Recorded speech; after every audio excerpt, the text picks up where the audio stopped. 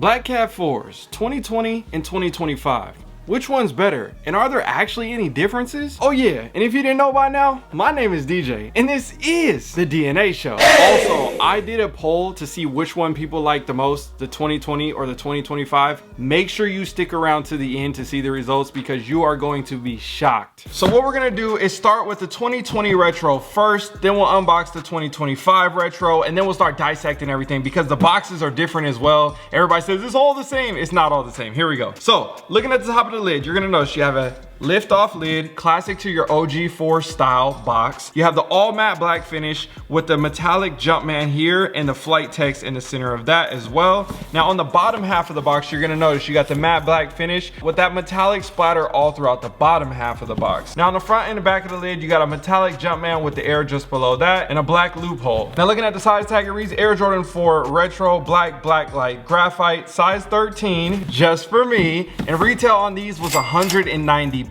Now lifting off the lid of the box, you're gonna see all black on the center of that, and then you have your black paper, more like plastic, and peeling that back, you got the shoe. Oh yeah, got the shoe. Next up right here, we have the 2025 retro. Again, different box. You're gonna notice you have that matte black finish all throughout, but you have a hinge lid and that splatter is on the top of the lid as well. Jumpman in the metallic, flight in the metallic, love that hit. And then the same thing, splatter all throughout the rest of the box. No loop on the front because again, this is a hinge lid on the top. Now the size tag reads Air Jordan 4 Retro Black Light Graphite, size 13, just for me. And retail on these was $220. So a $30 difference in a 5-year span. Obviously, we know what's going on in the economy right now, so we can understand why things are a little bit more expensive, but that's a pretty big jump just in the past 5 years. Now lifting off the lid of the box, you're gonna notice same thing right here, all black, and then you have your white paper this time, and peeling that back, you have an additional set of white paper that individually wraps the shoes. So typically when you see this, that means you're gonna have higher quality materials, and this has been happening a lot lately on the past couple retros, especially when it comes to 4s and releases over the past couple years. So I'm excited about this because that's an indicator that these are probably nicer than the previous release. Now peeling that paper off, you got the shoe. Oh, you got the shoe. Now it's time to get into the nitty gritty and break down every single element of both of these shoes. Obviously, again, you saw the 2006 retro, way different than these. We've made a lot of progress over the years. Now, before we get too deep into the details, you know we gotta go over the history first. Originally releasing in 2006, we saw the Black Cat Air Jordan 4s, and then we also got the Pure Money Air Jordan 4s, which was kind of considered like the salt and pepper, the yin and the yang, whatever you like to call it, which makes me wonder, are they gonna drop the Pure Money 4s sometime soon? I don't know. But besides all that, from 2006 all the way until 2020, it took that long, and then we finally got a retro. During this time, the 2020 version was now the new shape, the new mold, and taking it a little bit farther past the remastered series, which was previously announced in 2016, Jordan Brand decided to continue to retune and recut the Air Jordan 4 to give us that OG shape and that OG style back from 1989, like the 4 original colorways. There were definitely some differences that weren't the same as the originals from 89, but I could easily say a huge step forward when it comes to the new shape that we currently have today. And I think that's gonna be one big thing that you notice when we go over the details and the cuts of the shoes as well. But in my eyes, I put these all in the same type of category. From 2020 to current time, obviously they've been refining a little bit more, but they're essentially all the same. Just like how back when the Black Cats originally came out, a lot more of the Jordan 4s were a lot more slim and pancake down. And then in the early 2010s era, we started to see new styles and cuts as those started to evolve and things started to change. But there was definitely a run of multiple years where things were very similar. I think now in current time, we're getting very close to the original cuts, and I think it's gonna stay like that for the future. And you'll see what I'm talking about again when we get into the comparisons.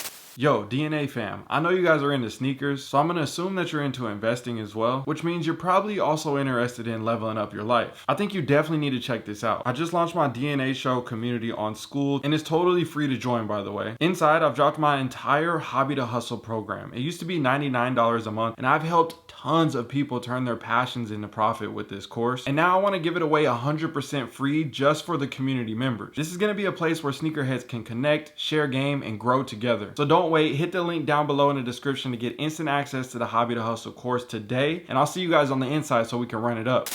Looking at the outsoles, you're gonna notice Air Jordan 4 bottom, herringbone traction, everything similar to that. But the big difference is what? Nike Air and Jumpman.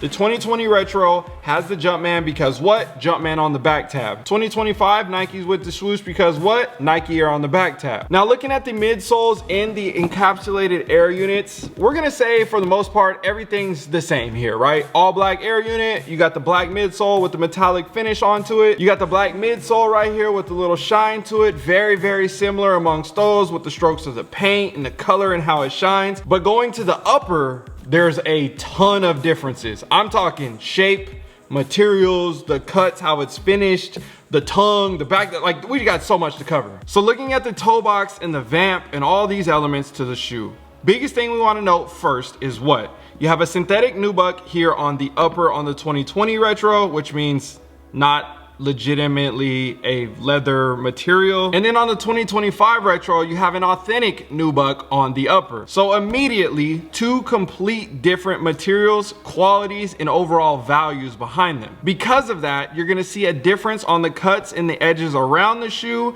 This shoe is a dyed material, so over time, it could technically fade like another pair of leather shoes, but you could dye the shoe all black again, and probably the only thing you'd have to worry about was repainting the midsoles if it started to chip. Now, when you look at the 2020 Retro, you'll notice there's a slight white line around the upper, and that's because of the material and how it cuts, and it frays because of the fibers. Both of these two shoes use the same materials throughout the entirety of them. So you're gonna have that synthetic, and then you're gonna have that legit leather, and because of that, you're gonna see that here on the toe, the vamp, the side area, the arm right here on the side. Now looking at the overall shape and cuts of the two shoes, I would say there's definitely a big difference on how they refined around the toe and going up to the side panels of the foot. Now besides that, looking at the nets and the mesh, you're gonna notice it's classic and standard the same, right? But if you actually look, there's a big difference. This one's gonna be a lot more similar to that OG style on the 2025 Retro. And if you see, this one's more beaded, and it looks kind of like it's got, I always called it like the little nipple nets.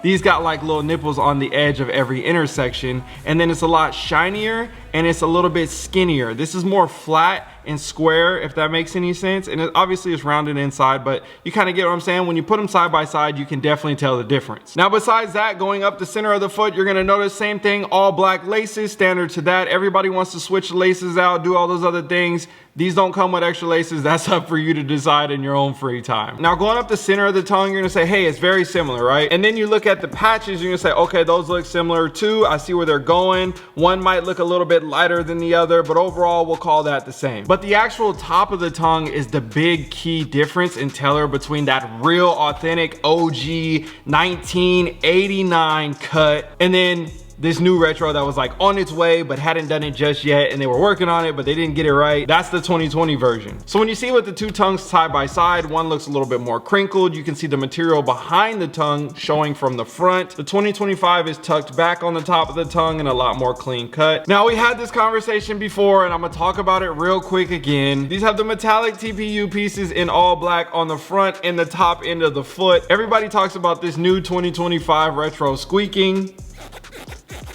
And it's so funny because nobody talks about it, but the 2020, they do the same thing. And staying on topic with that part of the shoe, if you notice on the arms of the two shoes, they're definitely a lot different. The 2020 retro obviously has the different material. You can see those white lines around the edges. It looks a little bit thicker as well, just the overall stance on it. And then if you look at the 2025 version, it does have a little bit more of a sleek cut to it on this side. You can see how the material is just pure black all throughout. And it doesn't have as bold of a stance on the shoe. Let me know what you guys think about the differences between those and which style you like a little bit more, because it's definitely a little bit different. Now, typically on the Jordan 4, that's gonna be that plastic going up the side as well. But because of these and other retros that we have seen over the years, this is something that is obviously on brand with the Black Cats, but not on brand with the original style of Air Jordan 4s. And continuing on with the side part of the shoe as well, you'll notice that the panels right here where the mesh and net is at, again, very different on that whole area with the nets.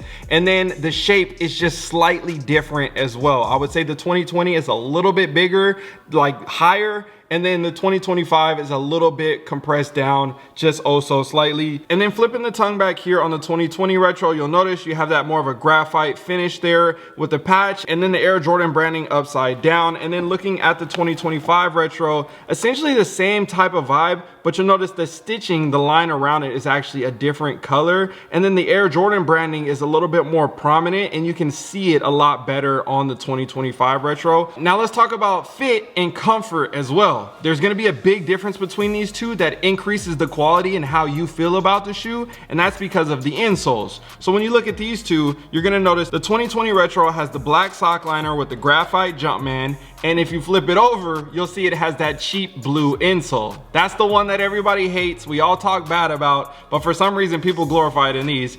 It's not good. But when you look at the 2025 retro, you'll notice that it has all black sock liner with the graphite Nike Air instead of Jumpman. That's all just branding purposes. But when you flip it over, it has the Dream Cell insole. So that's not the best, the top of the line, like the polyurethane, the white ones that you see, but it's a way better upgrade compared to this one from the past in 2020. Also, if you notice with the insole on the photo right here, there's gonna be a completely different insert. So one comes with the cardboard insert and the other one comes with the paper insert. Which one do you guys prefer? Does it matter? Do you care? I know some people like to save them and keep them. Some people like one or the other style. Let me know down below in the comment section. So in my eyes, big difference on the materials and the insoles, overall quality standard, and I can start to justify now, okay, they upgraded this, they upgraded that, those both are good things when it comes to overall longevity and comfort. I could see how the premium has been added to the shoe. Now going to the back of the foot, you're gonna see, again, huge difference, right?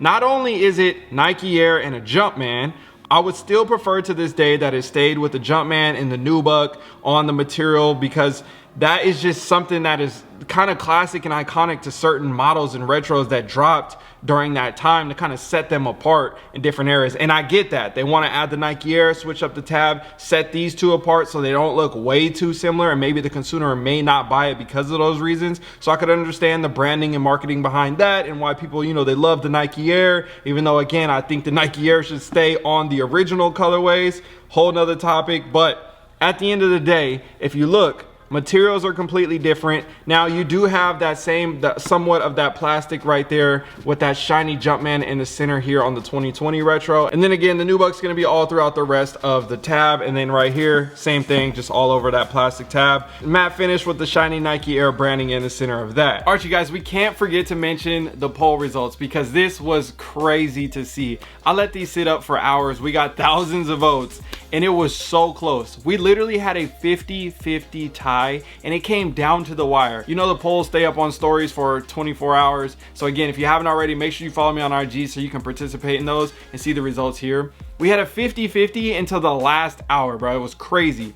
Final results came in. What do you guys think it was? Yeah, that's right. People chose the 2020 retro over the 2025. And it was a 52-48. So essentially everybody's on the fence, right? And I think there's a lot of narratives and stuff that was pushed behind the internet, just how people perceive the shoe and cause them to not like it. And I think once they get it in hand, they're gonna like it more and all this other stuff. So I'm interested to see if those results are gonna be the same a year from now. How are people gonna feel about that in the future? So let me know what you think down below in the comment section. And again, if you guys wanna see any other comparisons or reviews and you made it this far to the video and you haven't subscribed yet, hit the subscribe button, bruh. We're getting close to 400,000 subscribers and I'm ready to do a big giveaway.